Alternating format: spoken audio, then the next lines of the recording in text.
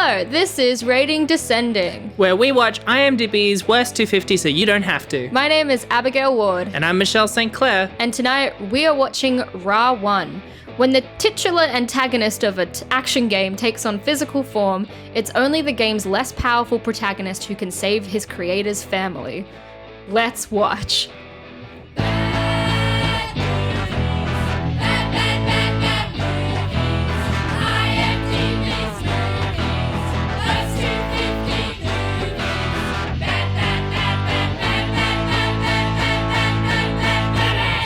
I'm gonna go fecal on this boy, is what I say. That's I not stare into the that's not toilet grammatically correct either, nor Yes, is it emotionally correct. I'm going fecal. It's the same as I'm going postal, but there's a lot more mess involved.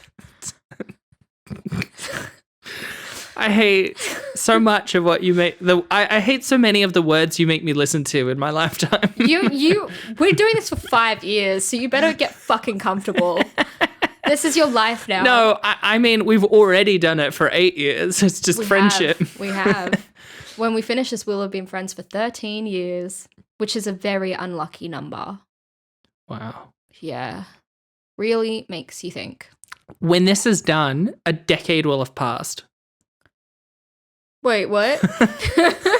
Between 5 years ago and when this finishes, 10 years will have passed. So that really makes you think. Yeah. I mean, between now and like 2027, 7 years will have passed. Yeah. It's 2020 now. 2010 was 10 years ago. Oh. I mean, in 2010, 2000 was 10 years before that. So we're 20 years past 2000. 1920 was 100 years ago. God, that makes you think. When the clock turns to 2120, it will have been 100 years. You're making me feel so old right now. How are you, Michelle?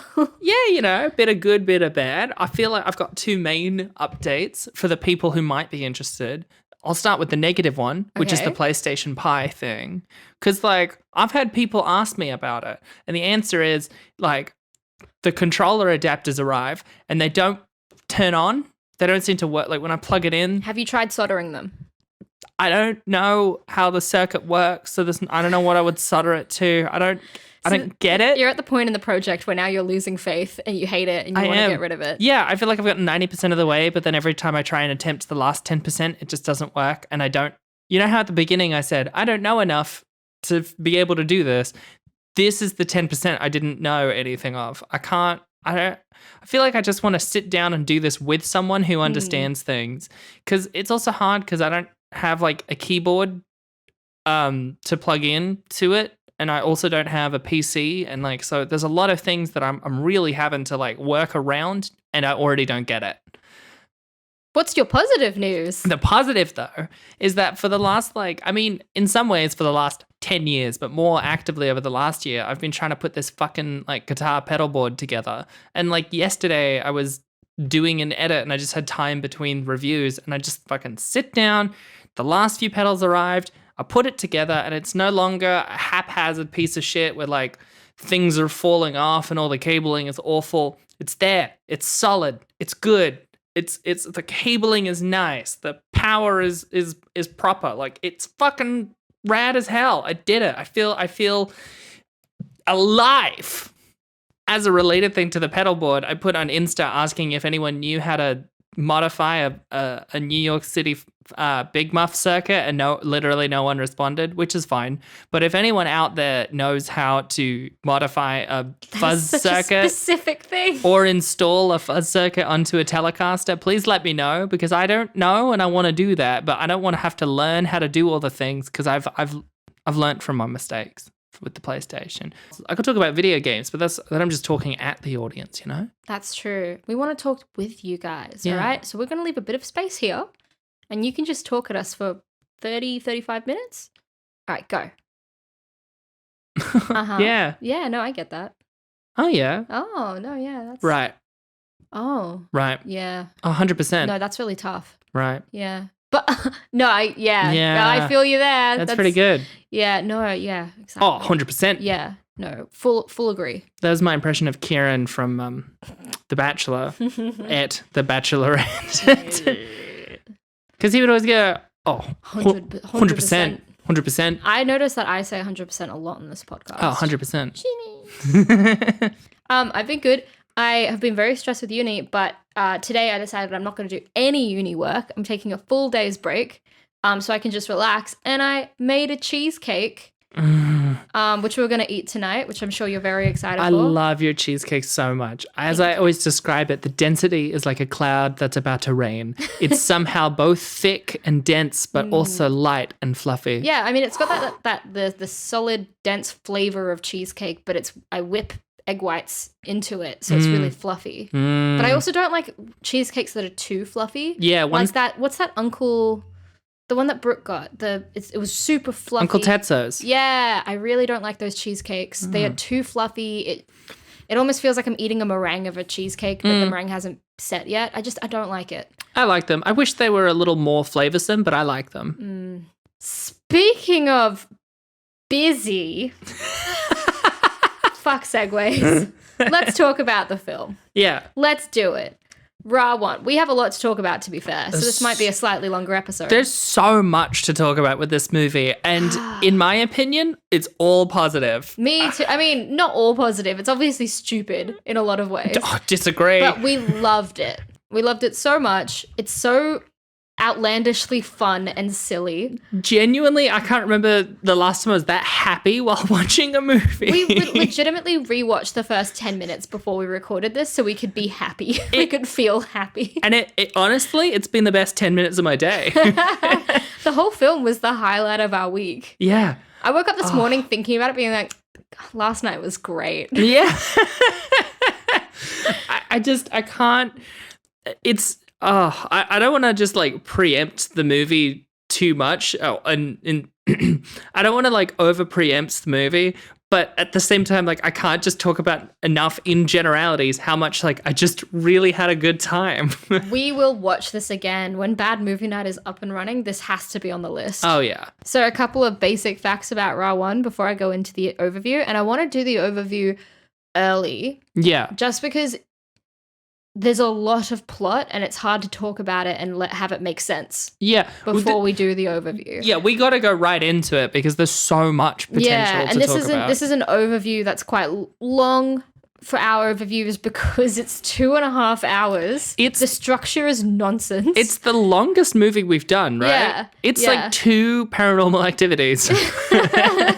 Yeah, I think we're an hour and 30 minutes in and you were just like, we would be done by now if this was another Paranormal Activity. It's an action-adventure and sci-fi film. Yeah. And it has 4.7 stars on IMDb. For a while, I thought we'd gotten past the 4.7 stars because I noticed one was 4.6 1 or 2 episodes ago. But it's obviously just changed in the meantime. Oh, and that's... Shout out to Will for telling us to do this. Our mate Will, because he brought this up. We should probably specify that the actual list that we're running off, we have set in stone. We grabbed the list around the 1st of July 2020. And we have saved it. So whatever the list is now might differ from the list we're running off. Yeah, I think already this one is higher up on the list than it used to be. It has already shuffled in the last 3 months. Yeah. So I'm going to give you the overview. Mm-hmm. Shahrukh is a game designer living in London with his wife Sonia and his son Pratik. Always keen to impress his son, Shahrukh accepts the task to develop a successful new video game. Using Shakhar's face as a model for that of the game's protagonist, G1 is created to oppose the game's far more powerful villain, Ra 1. On the launch night, excited by the game, Pratik insists on playing it immediately. Using his handle Lucifer, he plays well and proceeds to the second level but is interrupted. Ra 1, now sentient in the game, is angry that a player has proceeded so far, and he determines that Lucifer must die. He uses a wireless technology to enter the real world. Don't ask me more questions on that technology. We bury that here. Fellow game engineer Akashi stumbles across the game glitching and hears Ra 1 cursing Lucifer. He warns Shahrukh to protect his son. Shahrukh rushes home and Akashi is murdered. Ra 1 assumes Akashi's appearance and hunts down Lucifer. He soon catches up to Shahrukh and kills him for trying to protect his son. We are now 50 minutes into the movie. Just as a note. Sonia, Shakhar's wife, is devastated after his death and decides to return to India. Pratik realizes that Rawan has come to life and was responsible for his father's death. Rawan chases Pratik and Sonia on their way to the airport, but G1 appears, having now entered the real world. He temporarily defeats Rawan and takes Rawan's heart, without which Rawan can neither thrive nor can he die. G1 accompanies the family to Mumbai after Sonia realizes that he can protect her son. Rawan returns to life to take the form of a perfume model. He tracks them down to Mumbai. Hypnotizing Sonia, he assumes her form to kidnap Pratik.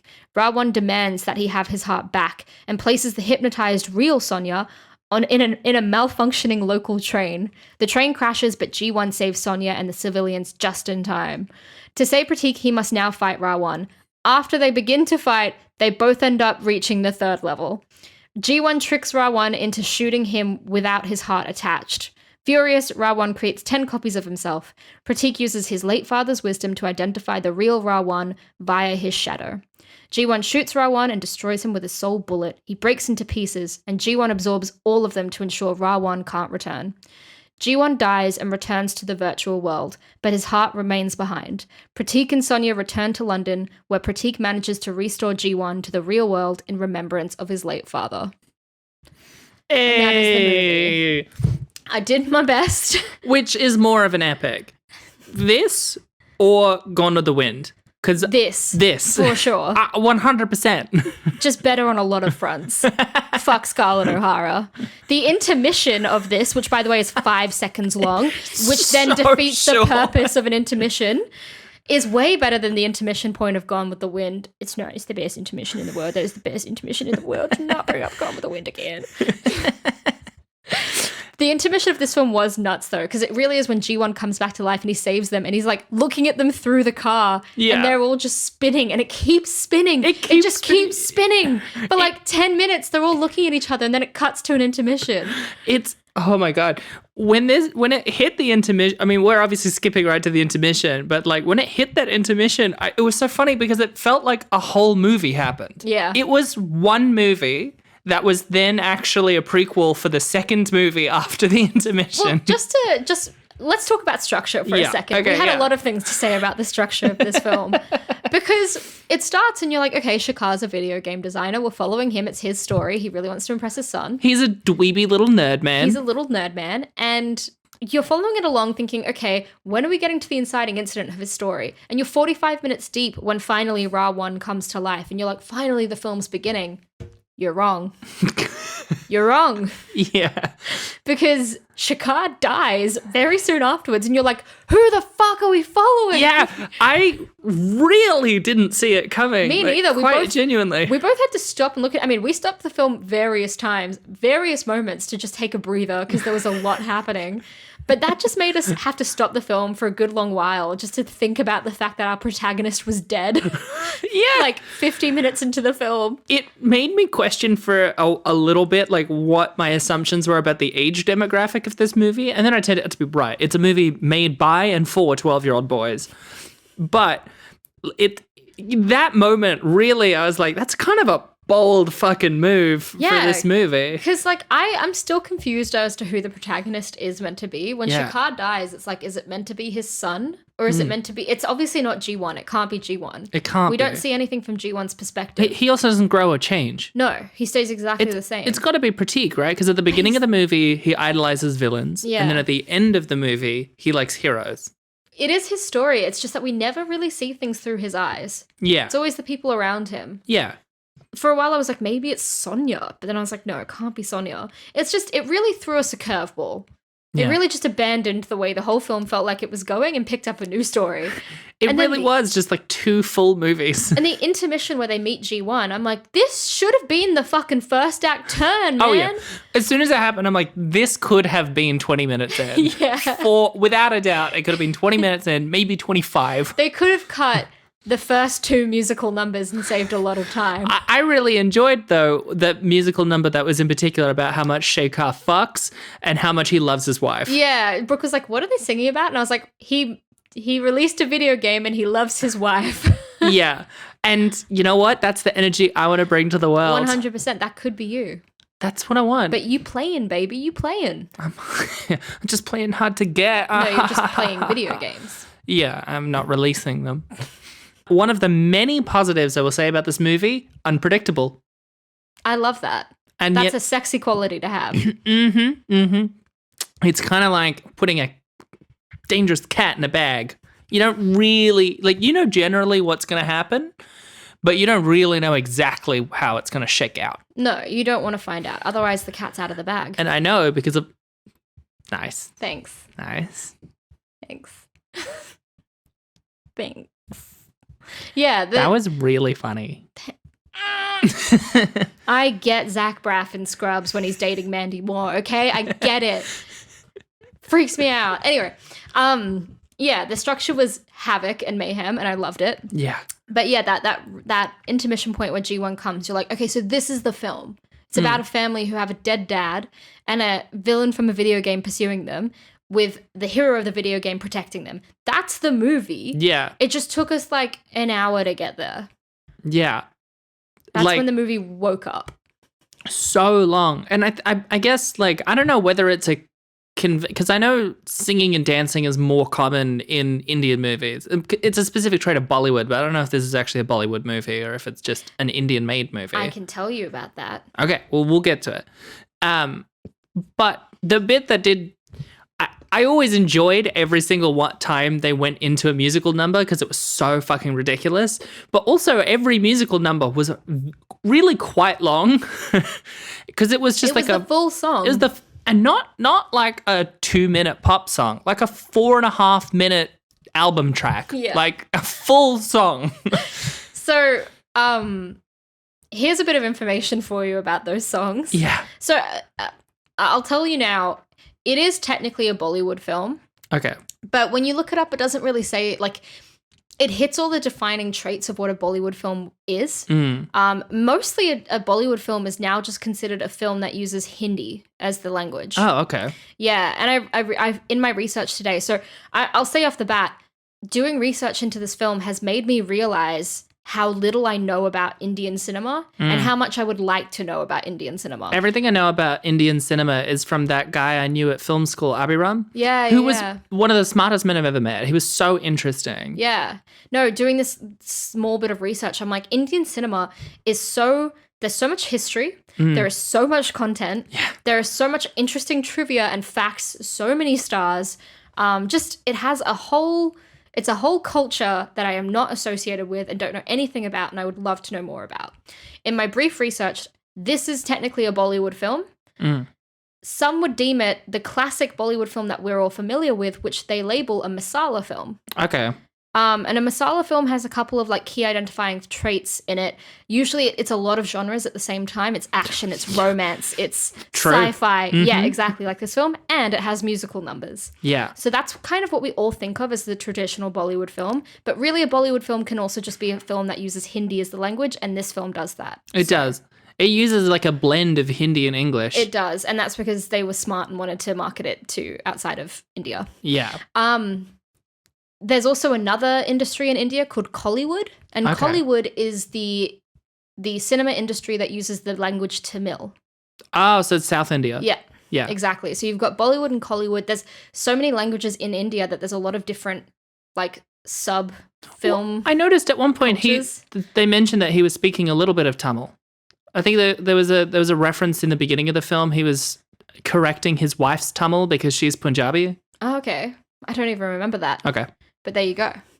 So yeah, this is a Bollywood film. Right. And it has a lot of the song and dance numbers that we associate with masala films as well. Neat. But it kind of tried to just market itself as a superhero film, which it clearly is not. This is not, you don't watch Ra 1 because you're in the mood for something Marvel-like, you know? No, this is what I want Marvel to be. Marvel, eat your heart out. No, it's so fun. It's so fun. If Marvel movies were like this, I would like them. Yeah, well, I read that the lead actor and the director watched 200 superhero films. Holy shit. 200, so they could do their research into it, and they still pretty much just made a Bollywood film. They still made a masala film. There's a lot of superhero tropes in it, though. Oh, yeah, they copied a lot of stuff. And actually, I was going to bring that up later, but they had a lot of plagiarism issues because they were a bit too heavily inspired. They were too heavily inspired by the films that they watched. Yeah. Holy shit. Yeah, there's a lot of interesting stuff about this film. Again, I really had my work cut out for me today. I think I spent 3 hours out there just reading about the actors and Bollywood and what classifies as Bollywood and the director and the inspiration for the film. There's a lot of interesting stuff here, and I don't even know where to start. Yeah. But let's just say off the bat, our overview, our impression of the film is that we fucking loved it. Oh my God. Would watch again. I stress to you guys, please watch this movie. You will have a great time. I mean, the opening 10 minutes, right? Because it starts, there's 1,000 pages of production company and brand partner information. And then also a disclaimer, like, don't smoke. It's injurious. Yeah, it's injurious to smoke. Yeah. And then also like a weird explanation of how light ray wireless technology works by a woman on like a 90s BBC sitcom set. That I didn't enjoy. But then it goes into this like dream sequence that is maybe my favorite 5 minutes of cinema. It's like Kung Fu Hustle. Is that right? That one, the little like 30-minute short, whatever. It's like that. No, Kung Fu Hustle was a different movie.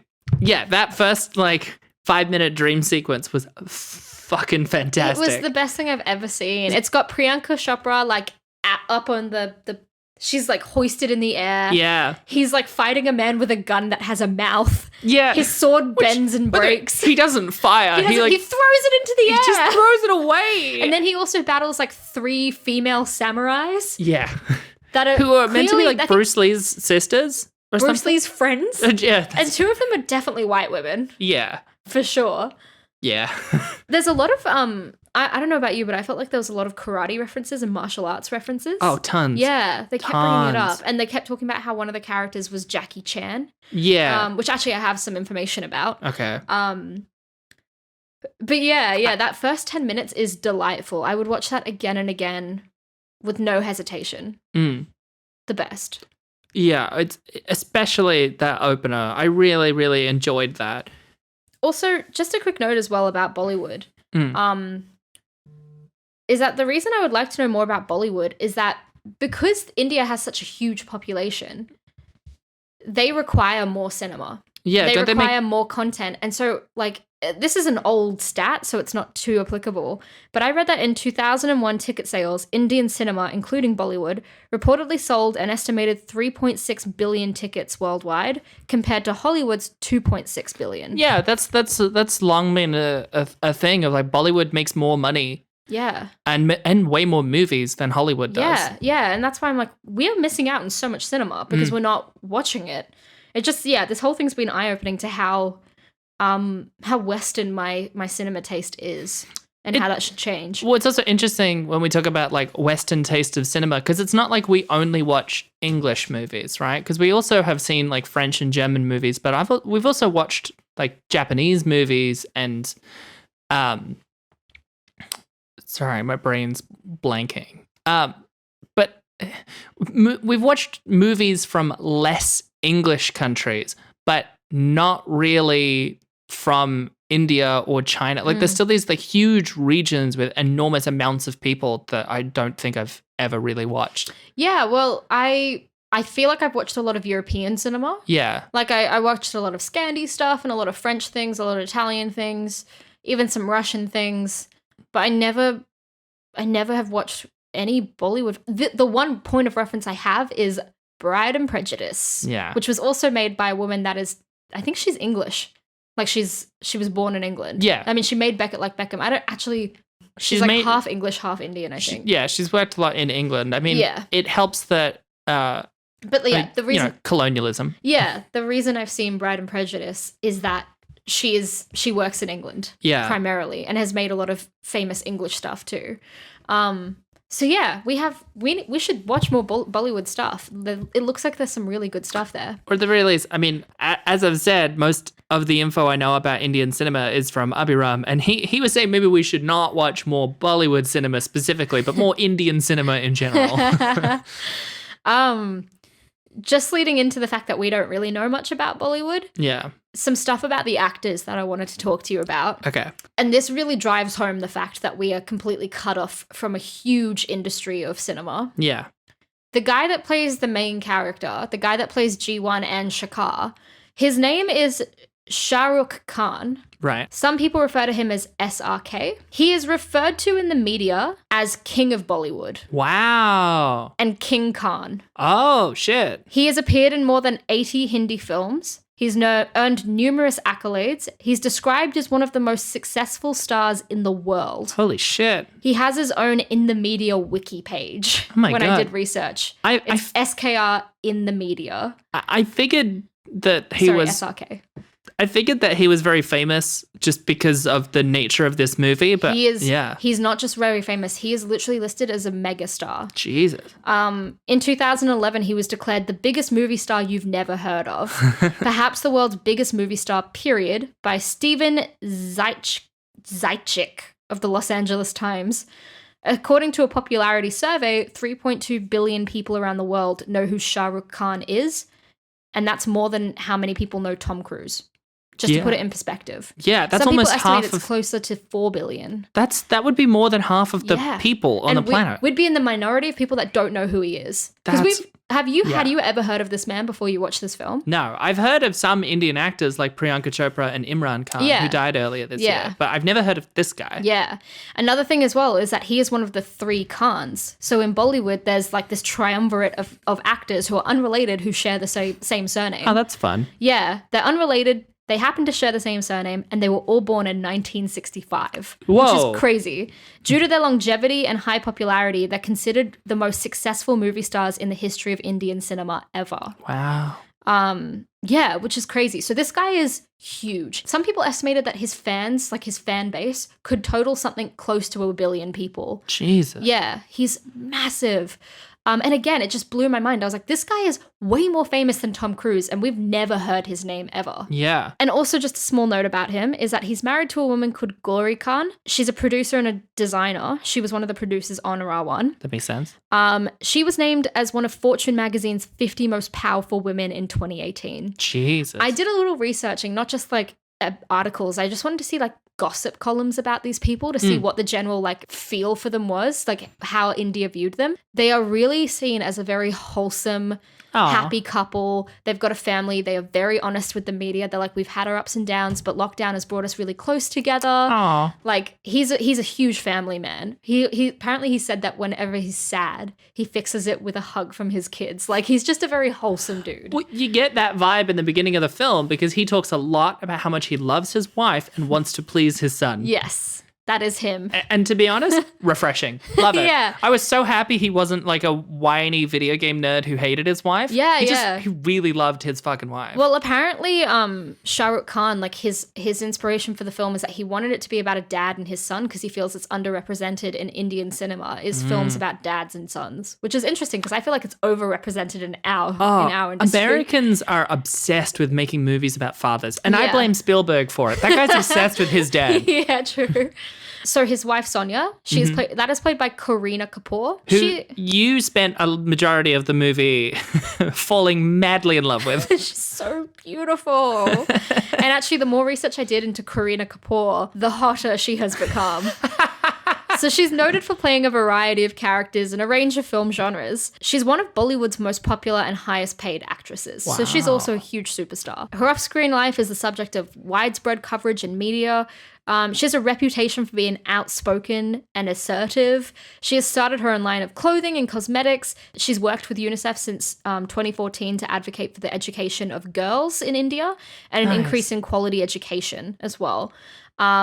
And then I wrote a little note saying, bad bitch with a big rep, love her, so hot. She's so sexy. Love it. And then also the guy that played the perfume model version of Ra1 when he assumes the body of a perfume model. That's played by also a very notable actor called Arjun Rampal. Oh, cool. Don't know much about him. He is also his own kind of superstar, but he's known for playing quite edgy roles. He's gotten a lot of critical acclaim in India. Yeah. He's not really much of a masala film actor. This is kind of out of his usual scope of films. Oh, okay. He's a bit more lauded than this film. This guy with indie cred appearing in the big movie. A little bit, yeah. And then finally as well, just another thing. Remember the robot Chitty? Yeah. Yeah. Oh my God. Okay, so audience, for context, after the midpoint, they arrive back in Mumbai. Immediately, Sonia is accosted by just a man who wants to take her in his taxi, but is clearly kind of sketchy. And then G1 starts to fight him, starting this elaborate fight sequence. So long. There's more and more men come out of nowhere. So long. There's so many people. I assume he was part of a gang and all of the gang are coming. Notable in the fight, he's not allowed to touch anyone because she keeps saying no, so he keeps finding ways to beat them all up. He has a soccer ball. Yeah. He has a soccer ball. He gets them to hit each other. It's crazy, and it's so long. And then it starts to escalate towards the end. A guy pulls out a gun. He literally catches the bullet in his hands. And then he gets it in his nostril and he shoots it out of his nostril again. Yeah. And then the way that scene ends is that a group of them are all there with like big bladed weapons that all then go flying towards a car that is magnetized, and out of it steps a man who we're all meant to recognize, and they all go, "Oh my God!" Is calling him by his real life name, as well as Chitty. The name of the character, who seems to be a robot, as far as I could understand in the thing, but he's definitely a real person. And then hard cut from that to the next scene at home. The next scene at home, never resolved. Never resolved. It's so good. I want more movies to be made like that. Yeah. Why bother resolving your scenes? Well, every time I have a student and they're talking about like how to really interpret the advice of like, don't have your characters enter and exit scenes, just like start in the middle of it and then leave. I want to show them this scene. That's how you do it. Hard cut out. Yeah. Bring in the most exciting part and then get out of there. And it's meant to be a huge exciting part because the guy that comes in, his name is... Everyone goes wild. His name is Rajinikanth. He's an Indian actor and he works in Tamil cinema. Right. He's a huge star as well. He is not quite as big as SRK, but he's massive. He is also a superstar. He's a really respected actor. And in 2010, so a year before this film came out, he starred in a film called Antherian. And Antherian is about a scientist who creates a robot who becomes homicidal. And this guy, Rajinikanth, plays both of them. Right. He plays both the scientist and both the robot Chitty. Okay. So when he gets out of the car, I think he's meant to be Chitty. So he's meant to be... But they're also like, it's Rajinikanth. Wait, okay. So he in an unrelated movie. It's not like shared universe. No, it just came out the year before and it was super successful. It was literally the most successful film almost ever in Indian cinema, by the way. Oh, wow. It was huge. Okay, huge. So huge movie comes out in which he plays a robot. Yeah. And then in this movie, and also you said murderous robot, so I assume the robot's not a good guy. No, he's a bad guy. So then he comes out and they're all very happy because they recognize him as the actor Rajinikanth. What I read about the film is that Chitty falls in love with a woman and he struggles with that, and then he's persuaded to become homicidal. As you do. Oh, and yeah, so he declares himself as the robot Chitty, and we cut away from that. And that's it. That's it. That could have been its own fight. So, maybe it was meant to be its own fight. So is that like if I was watching fucking Django Unchained and then there's the bit near the end where Django's getting overwhelmed by shooting people and then Iron Man busts through the window and we're like, oh fuck, it's Iron Man, and then cut to Django's and elsewhere. It doesn't matter. So good. Yeah, so that's kind of like all the actors in it as well. And just one extra thing as well, the guy that plays Akashi, you and I both loved Akashi. He was something great about him. He had a lot of like draw to him. Yeah, and distinct. He gets killed too early, but then Ra1 assumes his body, so we get to watch the actor more, which is great. The most blatant Matrix-esque look. It is just... That is another plagiarism issue. Cool, because he wears a long leather coat and pulls out a Nokia phone. And he has glasses. With the wraparound glasses, yeah. What the fuck? That guy his name is Tom Wu. He is a martial arts expert. That makes sense. And in the film, they keep referring to him as Jackie Chan. He keeps going, I'm not Jackie Chan. He has worked with Jackie Chan a lot. He also starred with Jackie Chan in Shanghai Nights, which I love. Yeah, you and you alone comprise the fan base of Shanghai Nights. No, there's got to be other people out there that loved Shanghai Noon and Shanghai Nights as much as I did. No, well, because I watched on one of the videotapes I had as a kid and we'll watch over and over again. Shanghai Nights was one of the trailers at the beginning. You remember how like videotapes would just have trailers? Yeah, I mean DVDs do too. Yeah, but you can skip them more easily. Sometimes depends on the DVD. That's true. And it always seemed really fun from the trailer. And then you showed it to me as a grown-up. Did I? It's really wonderful. The mind incredible. plays funny tricks on you. Yeah, because you're watching it and you're like, I didn't realize I could have this good a time. That was the trick. You loved it. Turn your critical eye on the things that you like too. The best film ever. Owen Wilson and Jackie Chan are a great duo. And there's a lot of racism, but it's fine because it was before racism was bad. It wasn't. It was the early 2000s. It was bad then too. I love that movie. Anyway, that's beside the point. I thought it was just funny because when I saw a Chinese man where everyone was like, I'm not Jackie Chan, I'm like, that's relatable because every Chinese person I've known has had to at some point hear somebody refer to them as Jackie Chan. Yeah. Because of racism. But it's double funny. Because racism's bad now. I'm enjoying everything you're telling me about this movie because audience, like, I worry for you listening because, we're obsessed with this movie now. Yeah. But, like, this is the one I would say. We say what we watch it so you don't have to. You should watch this. Yeah. Your life will be enhanced. You should watch this movie, enjoy it, and then listen to this episode. Exactly. Because it's hard to find a bad thing to say about it. Yeah. I mean, like, there's a lot of silly moments. There's a lot of stupid lines. The actual emotional beats suck. Oh, yeah. But fuck, the actual action sequences where Akashi is jumping over cars to chase Sonya and Pratik is honestly one of the most thrilling action sequences I have ever watched. It's so good. That's the general consensus about this film, by the way, is that the emotional beats suck, but the action is incredible. It really was. Yeah. Like, some of it was like batshit cheesy bullshit, but in a good way. And some of it was like genuinely like, oh fuck, did the Wachowskis direct this? Yeah. This is so good. Yeah. And like a lot of, again, the reviews are pinpointing the fact that the action's the problem. Not the action, sorry. A lot of reviews are saying that, it's not the best film, but a lot of people in India are so proud of it because they feel like it changed Indian cinema. There had never been a film so big and so grandiose almost ever. Well, I can say, having watched it, I mean this with all irony and also a complete lack of irony. It changed my opinion of what a movie could be. It has expanded my definition of cinema. It just like fucking restored all of my depleted serotonin for this week. Yes, exactly. I feel like I've been real like moody and shitty and fog-brained for the last like month, but also year. And this just instantly put the pep back in my step. Also, I had to do a lot of calculations to figure out what the budget was and how much it grossed as well. Because it kept listing it as crore, and a crore is the same. So a crore is worth 100 lakh. And I was like, well, what's 100 lakh? Oh, Jesus. And then I looked it up and they were like, it's 150 crore. And I was like, fuck. Wait, what? So 1 crore is 100 lakh, but 100 lakh is 150 crore? Oh, wait. No, sorry.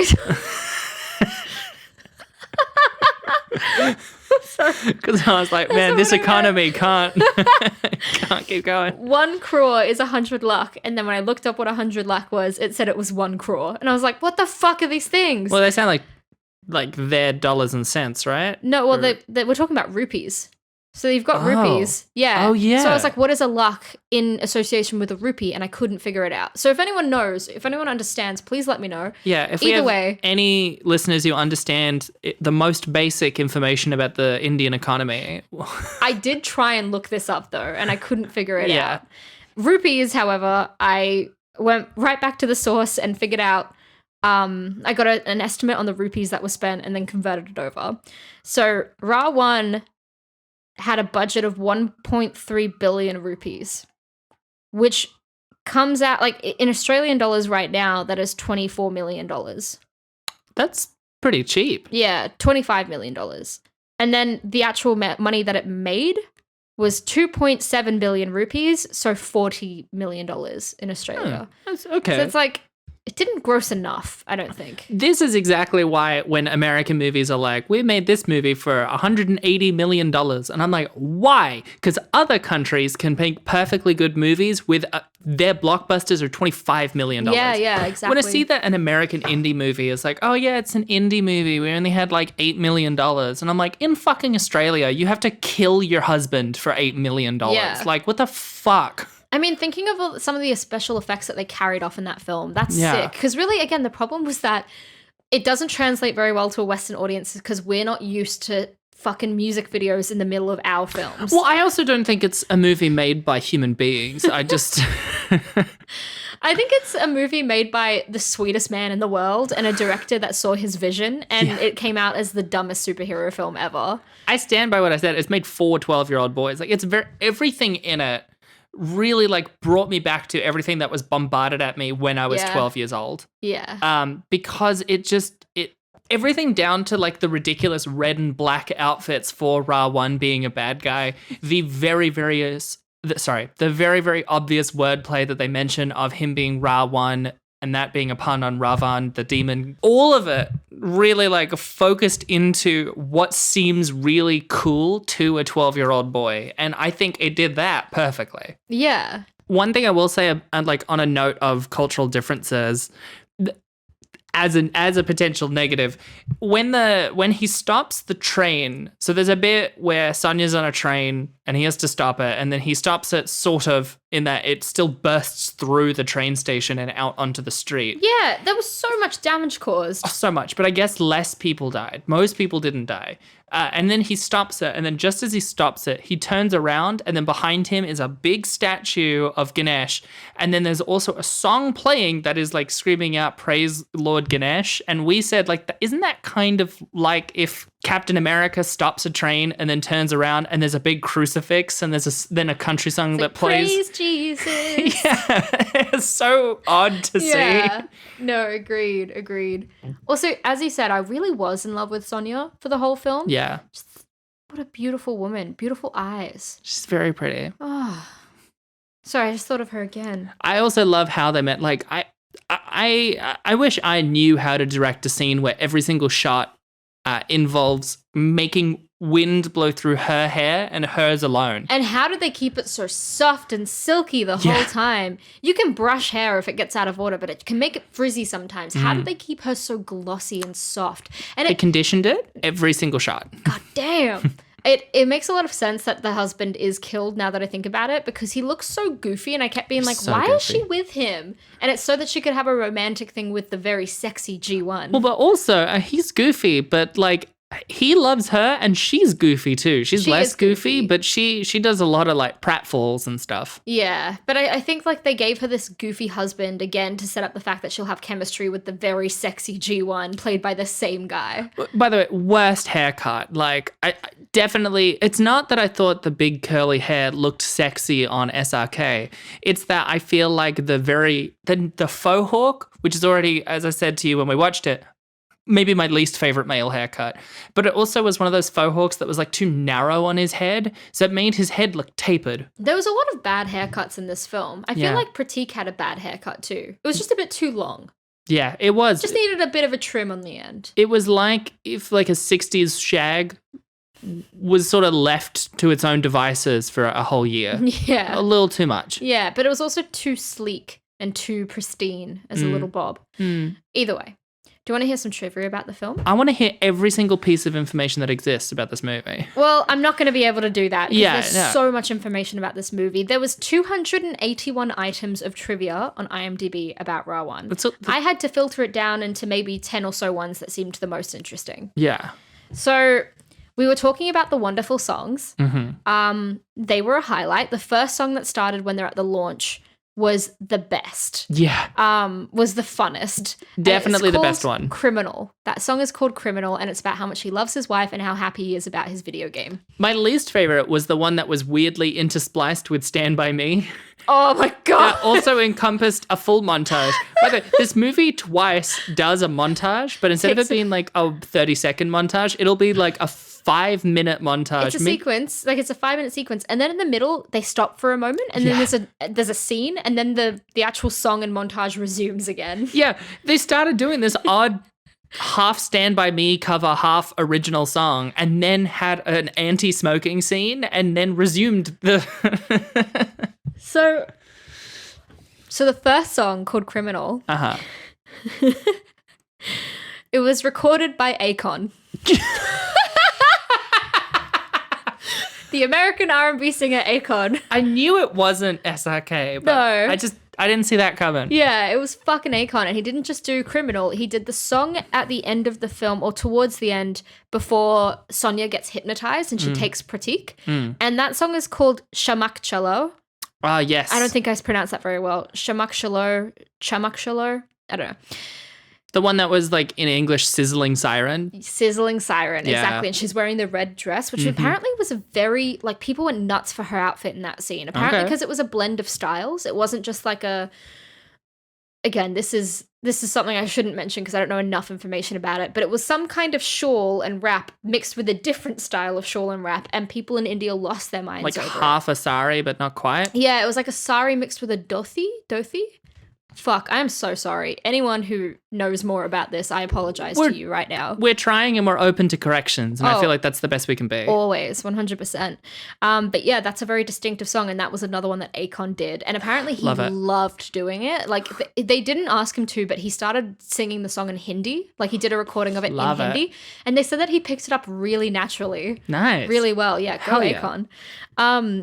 Another thing, going back to Jackie Chan was approached for a role in the film, and the role was finally played by Tom Wu, who they kept calling Jackie Chan. Nice. Yeah, that's kind of cute.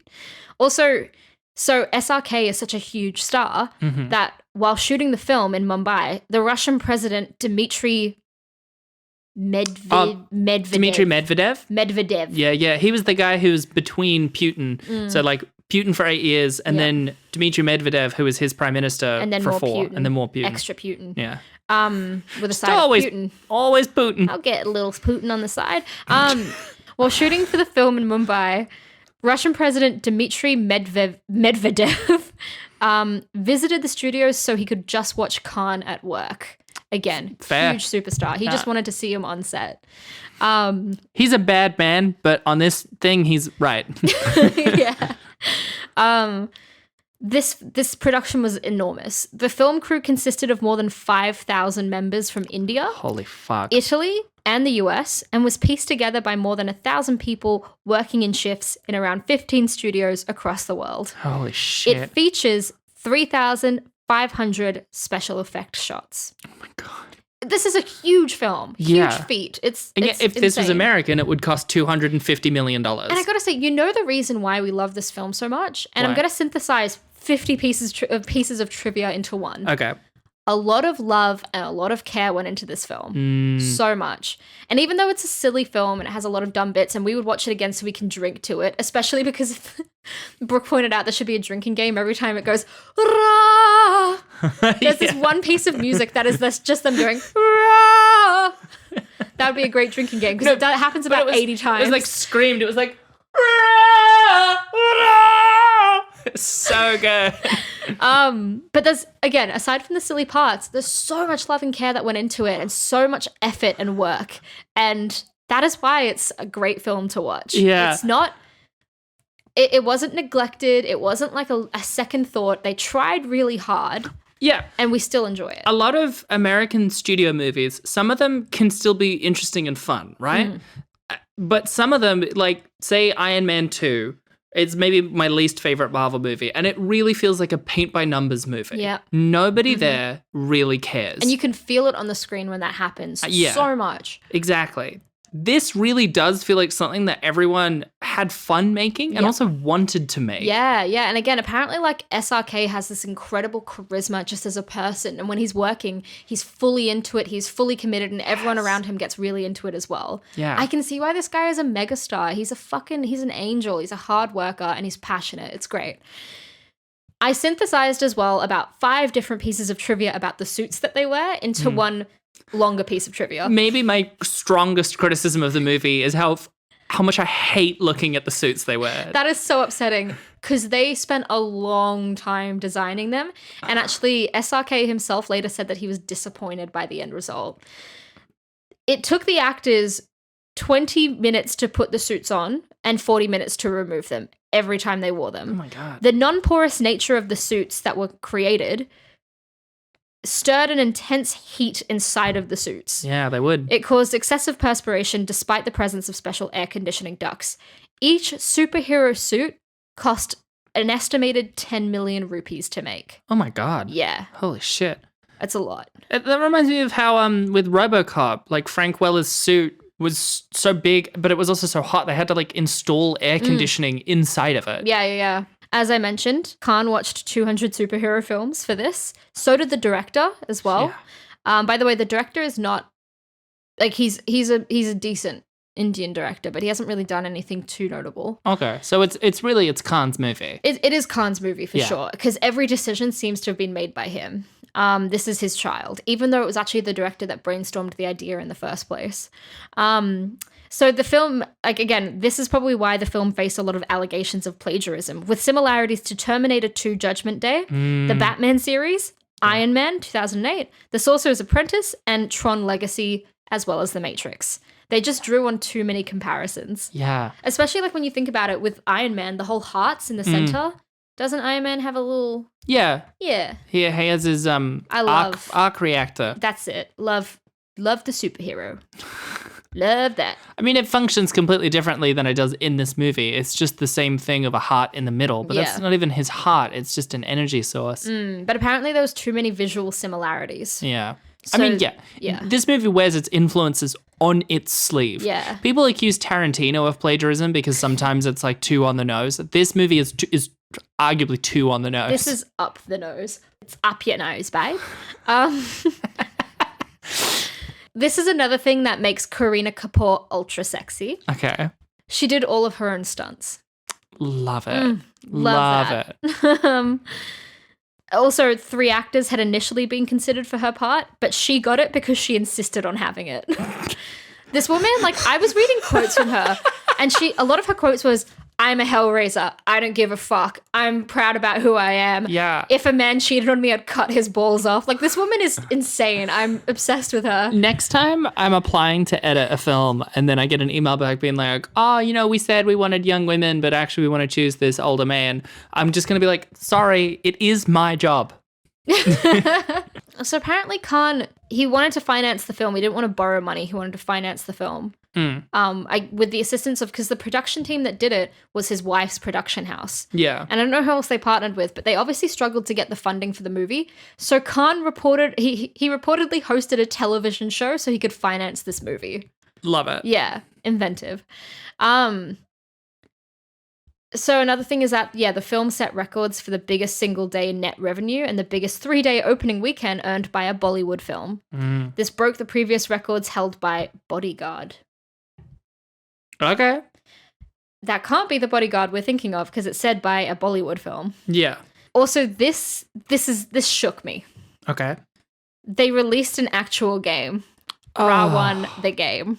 Okay. It's the first full-cycle Blu-ray PS3 game developed with an Indian developer ever. That's cool. Yeah. India's not really known for making... But it's still in the PlayStation Store. You could look it up right now and get Ra1. So this is one thing. My main criticism I kept saying throughout the movie is that the game that he designs sucks so much. It is the stupidest game. Okay. It has 3 levels. It's virtual reality, but you have to wear a whole suit, which means it's going to be expensive as fuck. Yeah, it seems to be VR, but you wear a suit, but he later puts it into a PS3, so it's a console game, but that you wear a control suit for. Yeah. But you also had to be in a big room for. It had not been released on the PlayStation. Yeah, I don't know. When his dad died. I don't know how they downloaded that giant server room onto a fucking PS3 and by the way, disc. the whole server room collapsed. Yeah.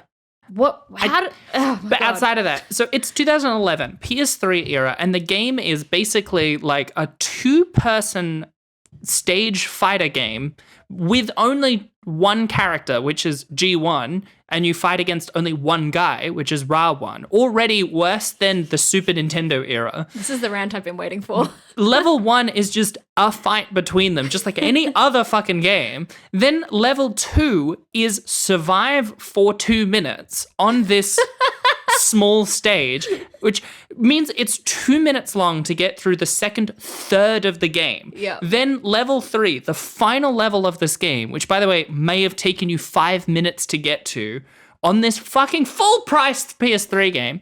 And the last level is just you and Ra1 each have one bullet in a gun and you fire it. And if you hit him, you win. And if you miss, you lose the entire game. Yeah. That's the game. $80 on the PlayStation Store. Get it today. The worst game I've ever heard of. Everyone came into it with so much love. I wish they spoke to a single game designer. Yes. Just one who said, why don't you make the game more like a game? They watched 200 superhero movies. Why couldn't they play 200 video games? They should have hired you for that. You should have been on there as like a video game advisor. Just to explain what a game is like. Here's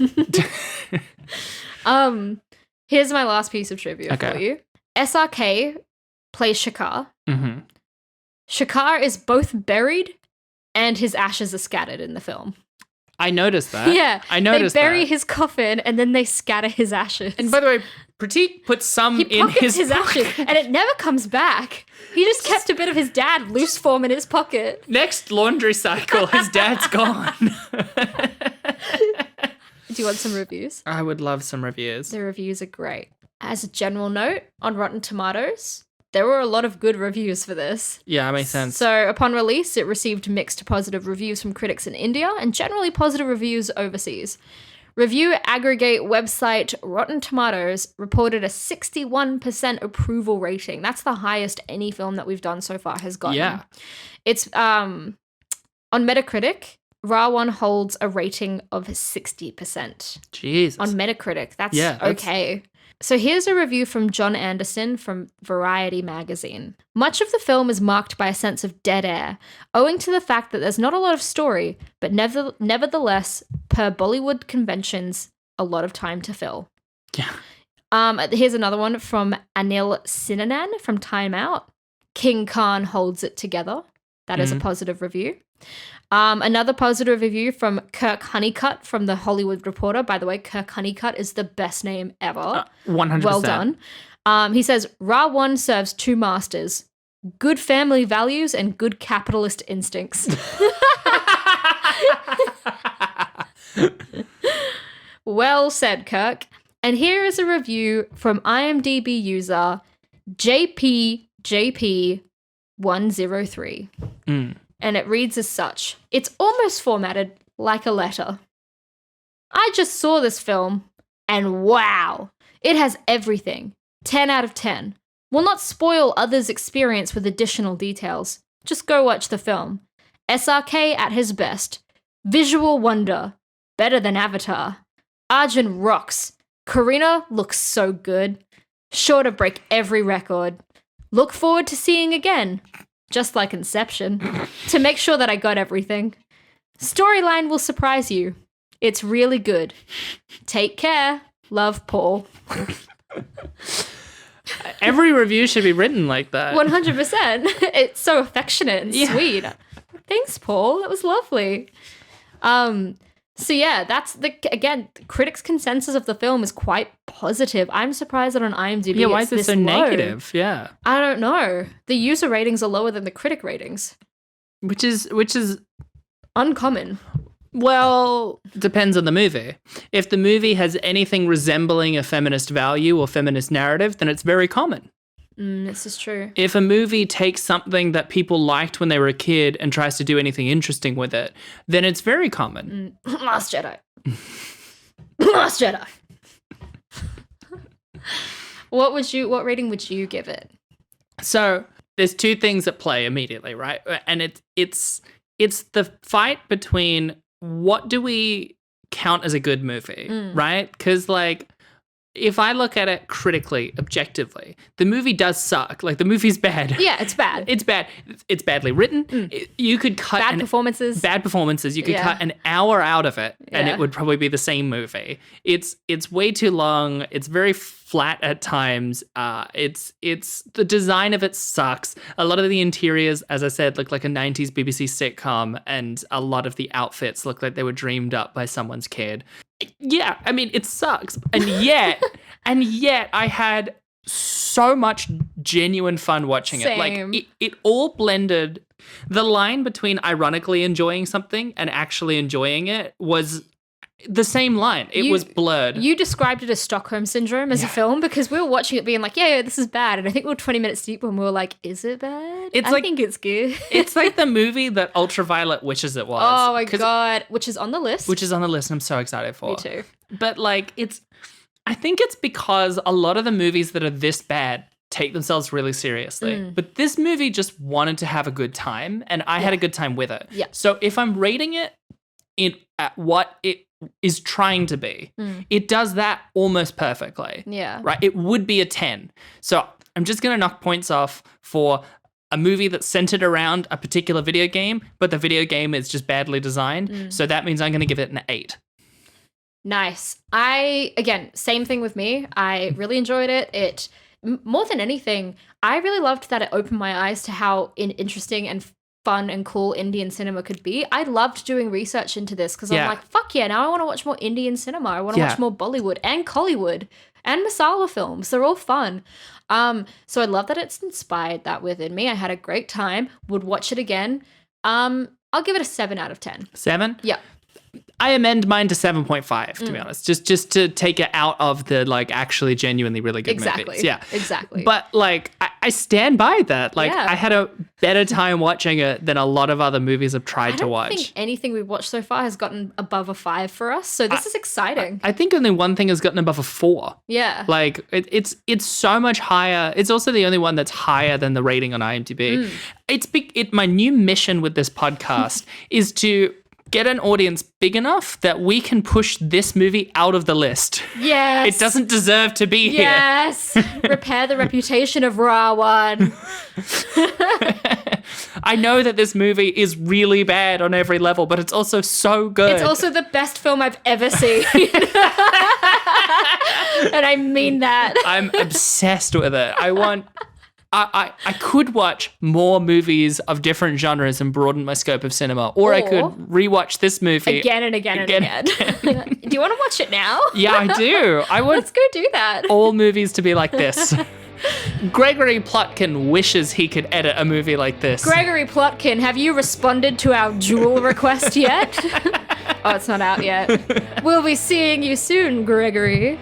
Well, that was Ra One. What are we going to be doing next week, Mishmael? Next week, we're going to be doing Yogi Bear from 2010. Oh, boy. I know. As they said in the tagline, good things come in bears. What?